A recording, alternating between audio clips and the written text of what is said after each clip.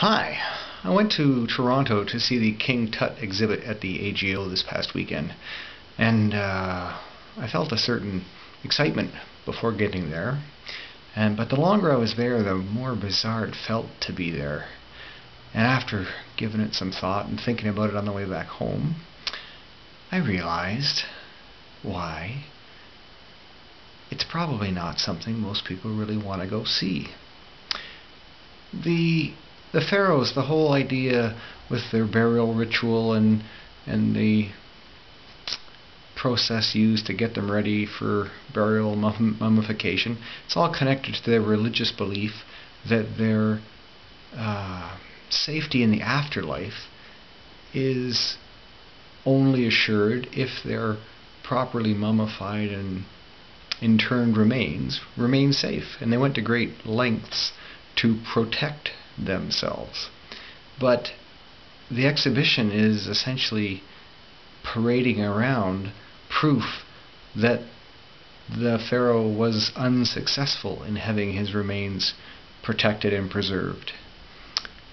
So everybody who pays to go to the exhibit essentially is paying to witness grave robbery.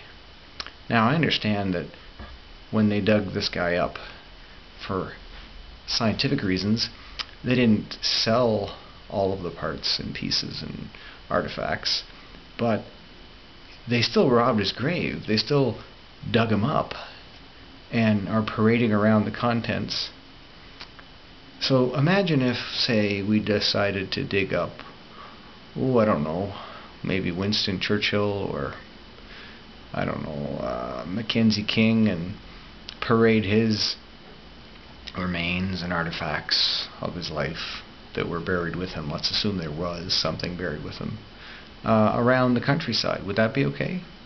I mean, how much time has to pass before it's okay to dig up someone's remains and parade them around like a circus carnival sideshow and charge people to see them? Is it ever okay? So yeah, I was kind of disappointed when it gets right down to it that it's rather a gruesome show when you get right down, once you understand why they did what they did to protect their remains, and having people pay to see it, and having the different bits and pieces of the whole thing. I mean, his mummified body is not being traipsed around, but everything that was in his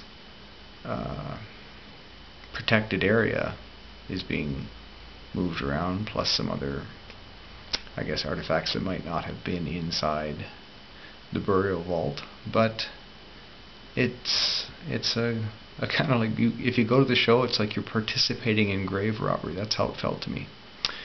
Anyway, what did anybody else think? I'd be curious to know. Thanks.